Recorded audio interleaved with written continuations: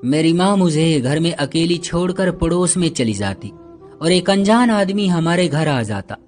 कुछ दिन बाद मेरा पेट अचानक से बढ़ने लगा।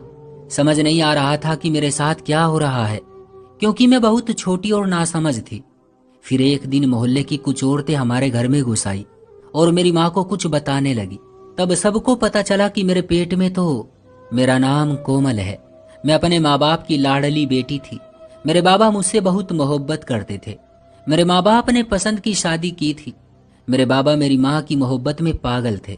इतने पागल के काम पर भी नहीं जाते थे। सारा खानदान उनकी मोहब्बत पर हैरान होता था। मेरे बाबा ने शादी के बाद मेरी माँ को कभी अकेला नहीं छोड़ा था। उनको गांव से बाहर जॉब मिल रही थी, लेकिन उन्होंने उस जॉब से भी मना कर दिया, क्योंकि इस तरह उनको मम्मी की दूरी बर्दाश्त करनी पड़ती। लेकिन मेरे बाबा और मम्मी की मोहब्बत को किसी की नजर लग गई। मेरी माँ एक बहुत अच्छी औरत थी। वो मेरा बहुत ख्याल रखती थी। जब मैं 6 साल की थी तो मेरी एक और बहन इस दुनिया में आई, मगर उसको जन्म देते हुए मेरी माँ इस दुनिया से चली गई और मेरी वो बहन भी जिंदा नहीं रही। अब मेरा एक छोटा भाई था और एक मैं। हम बहन भाई अकेले हो गए थे। मुझे मेरी माँ से बिछड़ जाने का बहुत दुख था। मैं रात भर रोती रहती थी। मेरी बुआ हमें संभालती, हमारे लिए खाना बनाती, लेकिन वो हमसे तंग भी रहती थी, क्योंकि उनका अपना घर था, अपने बच्चे भी थे। मेरे बाबा दूसरी शादी करने के लिए तैयार नहीं थे। वो माँ से उनके जाने के बाद भी बेवफाई नहीं करना चाहते थे। वो कहते थे कि वो सारी जिंदगी दूसरी शादी नहीं करेंगे। लेकिन मेरी बुआ ने जिद की और उनको समझाया कि अगर तुम दूसरी शादी कर लो तो इस घर में एक औरत आ जाएगी, इस घर को संभाल लेगी। मेरी बुआ का अपना घर नजरअंदाज हो रहा था। उनका पति उनको यहाँ आने से रोकता था। वो बहुत परेशान थी।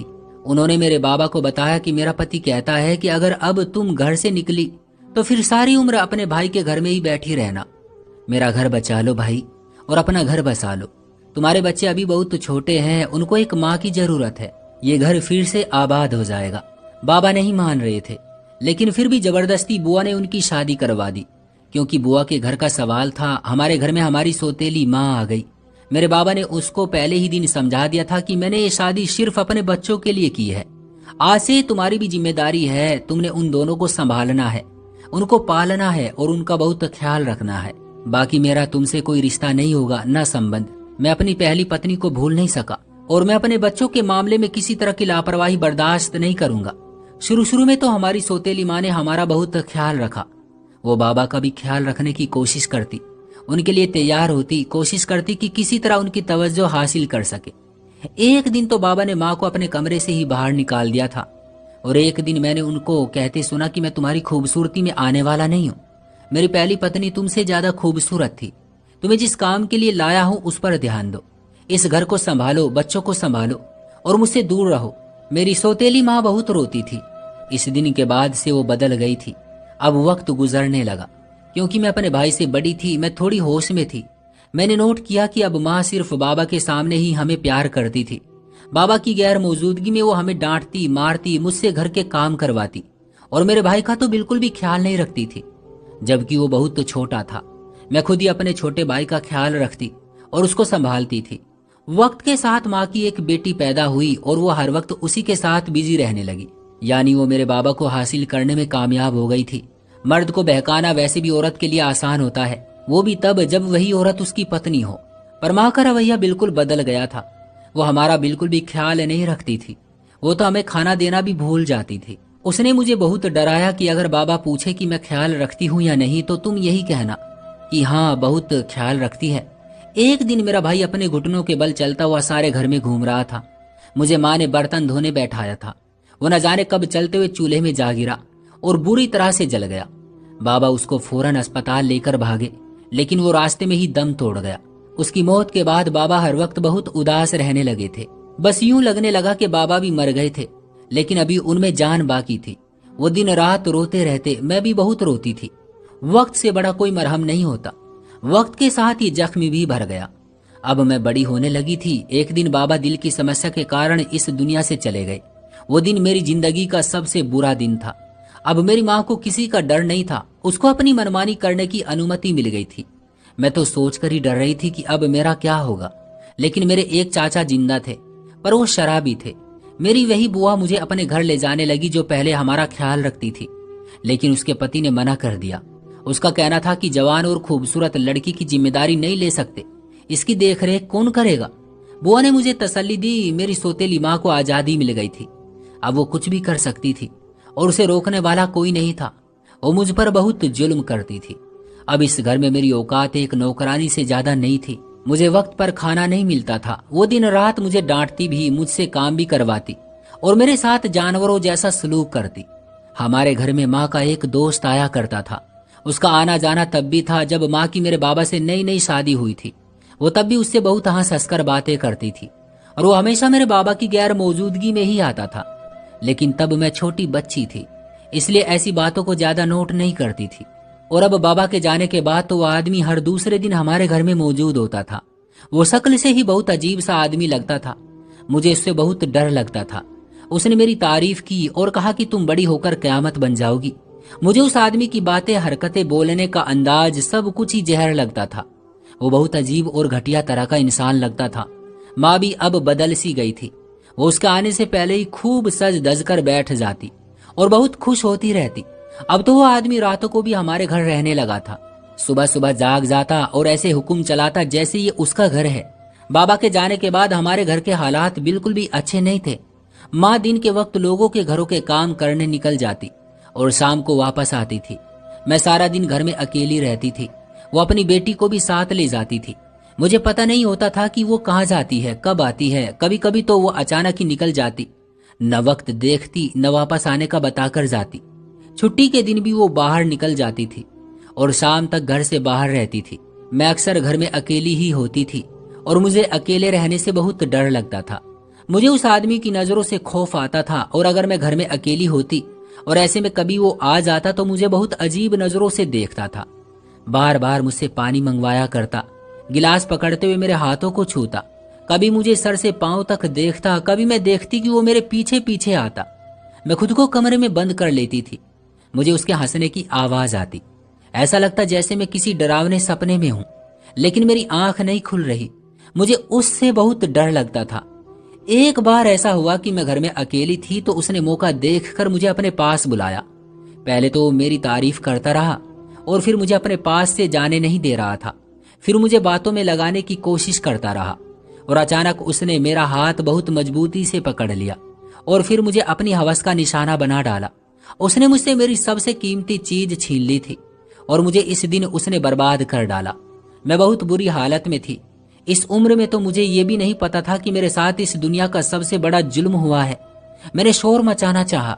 मैंने उसे कहा कि मैं सबको सच बता दूंगी, तो वो हंसने लगा और कहने लगा कि तेरी बात पर कोई यकीन नहीं करेगा।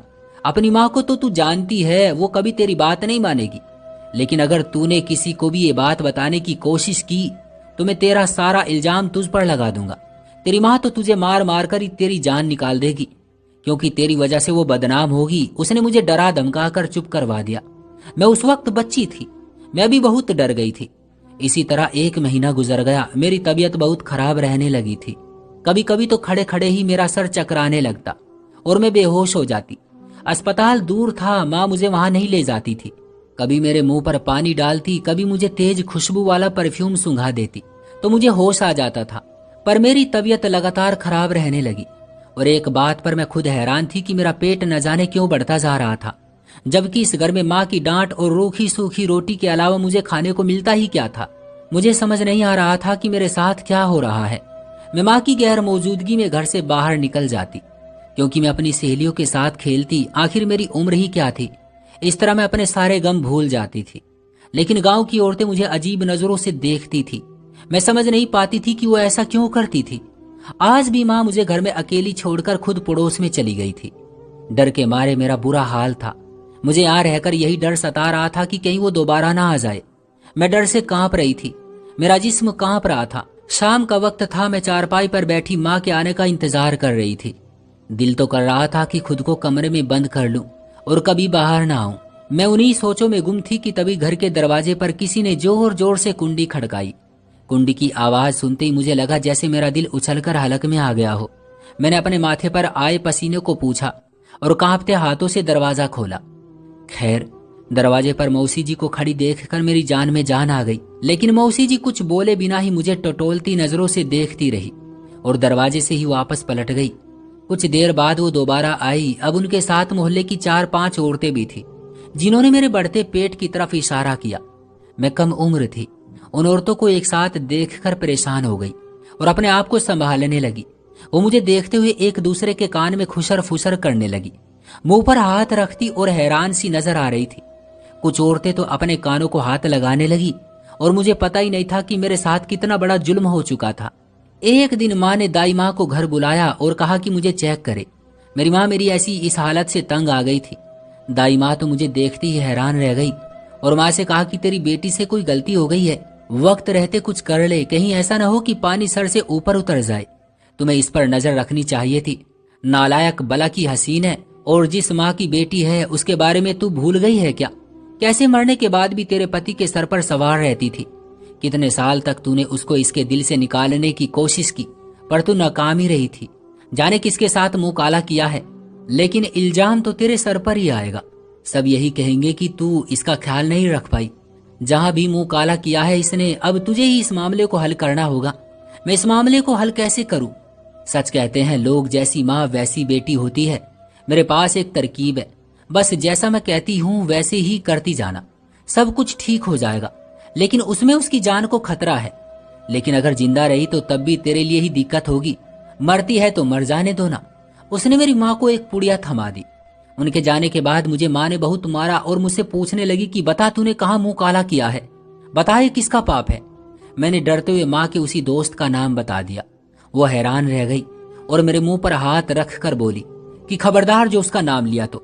माँ ने मुझे जबरदस्ती वो दवा पिला दी और मुझे अपने साथ तांगे पर बैठाकर कहीं दूर ले जाने लगी। गांव का उसूल था कि ऐसे मामलों में लड़की जिस लड़के के साथ पकड़ी जाती थी, गांव वाले उसकी शादी उसी लड़के से करवा देते थे। और माँ के लिए ये फैसला मौत जैसा था। वो कभी ऐसा नहीं होने दे सकती थी।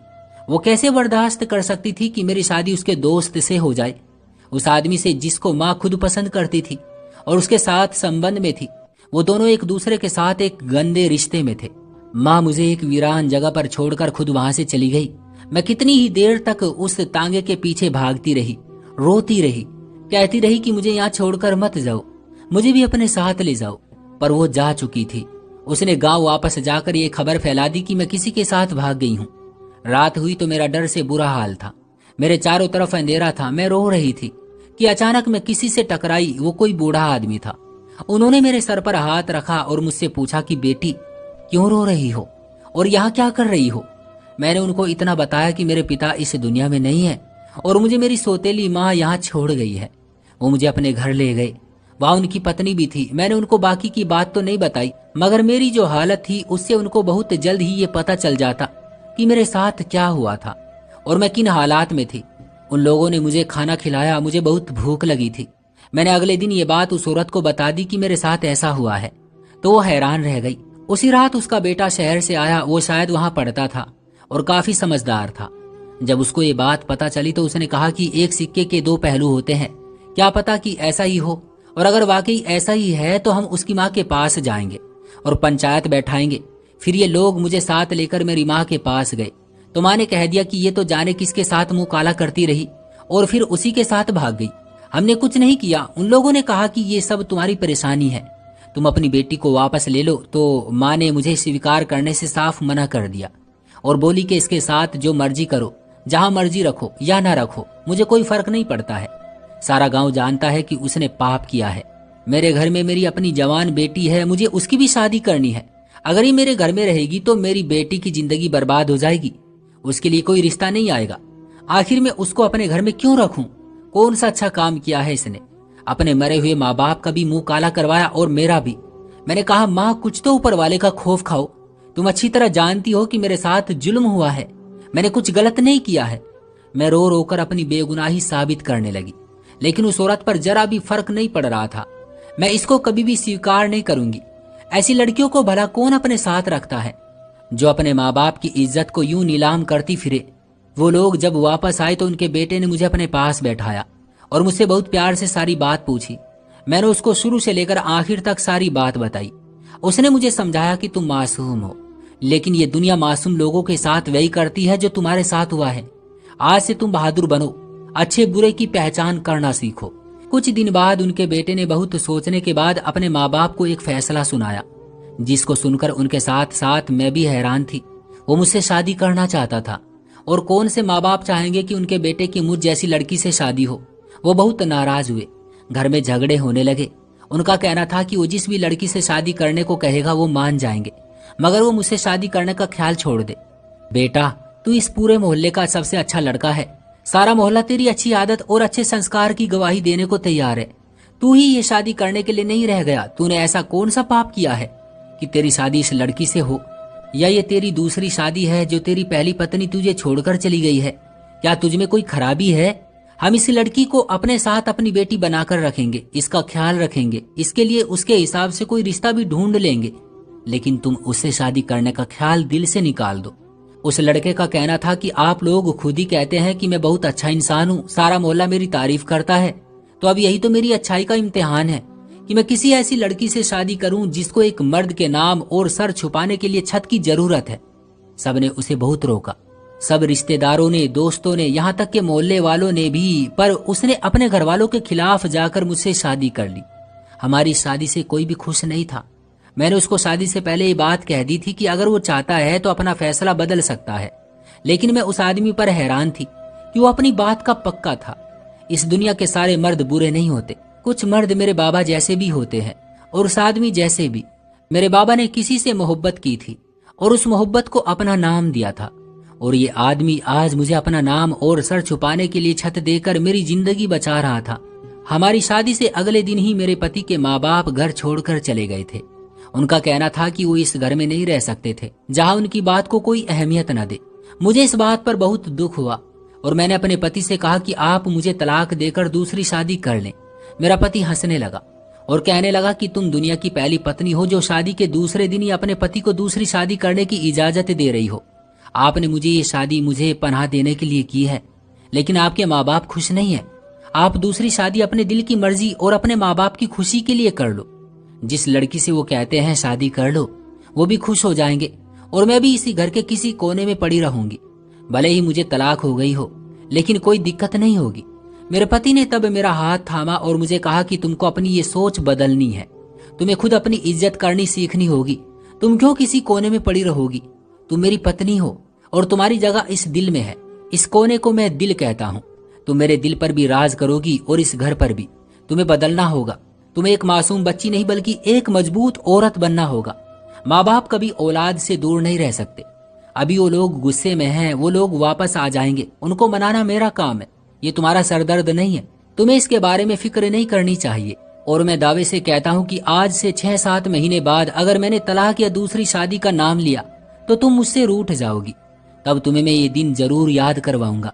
मेरे पति की बातों से मुझ में बहुत हिम्मत आ गई थी। मेरी जिंदगी में जितनी भी परेशानी चल रही थी उन सब को भूलकर एक नई जिंदगी शुरू करना चाहती थी। मेरा एक बेटा पैदा हुआ, लेकिन वो सिर्फ 1 हफ्ते तक जिंदा रहा और पैदाइश के 1 हफ्ते बाद वो ऊपर वाले को प्यारा हो गया। इसकी वजह शायद वो दाई माँ की दी हुई पुड़िया थी जो मेरी माँ ने मुझे जबरदस्ती पिला दी थी। बच्चा बहुत कमजोर था, पर उसके बाद मुझे ऊपर वाले ने 3 संतान दी। मेरा पति एक समझदार और अच्छे इंसान है। मैं उनके साथ बहुत खुश हूँ और जो अंजाम मेरी सौतेली माँ का हुआ है वो किसी दुश्मन का भी ना हो। माँ ने उसी आदमी से शादी कर ली थी, पर वो भूल गई थी कि वो दरिंदा हमेशा दरिंदा ही रहेगा। उसको जहां भी जिस्म नजर आता है वो हमला जरूर करता है। जब उस गंदे आदमी ने मेरे साथ वो सब किया था तो उसने मेरी बात पर यकीन नहीं किया था, पर जब उसी आदमी ने वही सब उसकी अपनी बेटी के साथ किया तो माँ ने उस आदमी को जान से मार डाला और पुलिस उसको पकड़ कर ले गई। पर कोई मुद्दा ना होने की वजह से माँ पर केस नहीं बना। उनकी बेटी ने खुदकुशी कर ली और सुना है अब वो पूरी तरह पागल हो चुकी है। वो सारा दिन उसी गांव की गलियों में फिरती रहती है और गांव वाले ही उसे बचा खुचा खाना दे देते हैं, वो खा लेती है और अब यही उसकी जिंदगी है। मैं तो कहती हूँ उसको कभी सुकून ना मिले। ऐसे लोगों को जरूर इबरत का निशान बना देना चाहिए जो मासूम बच्चियों की इज्जत पर हमला करते हैं और उनसे उनकी मासूमियत छीन लेते हैं, उनको कमसिन रोग लगा देते हैं। ऐसे लोग किसी तरह भी माफी के हकदार नहीं हो सकते। क्यों दोस्तों, सही कहा ना मैंने? आपकी क्या राय है इस कहानी के बारे में? कमेंट बॉक्स में हमें जरूर बताइएगा। वीडियो को लाइक कर दीजिए और चैनल को सब्सक्राइब कर लीजिएगा ताकि आने वाली वीडियो आपको तुरंत मिले। मुझे दीजिए अगली वीडियो तक इजाजत। तब तक के लिए धन्यवाद।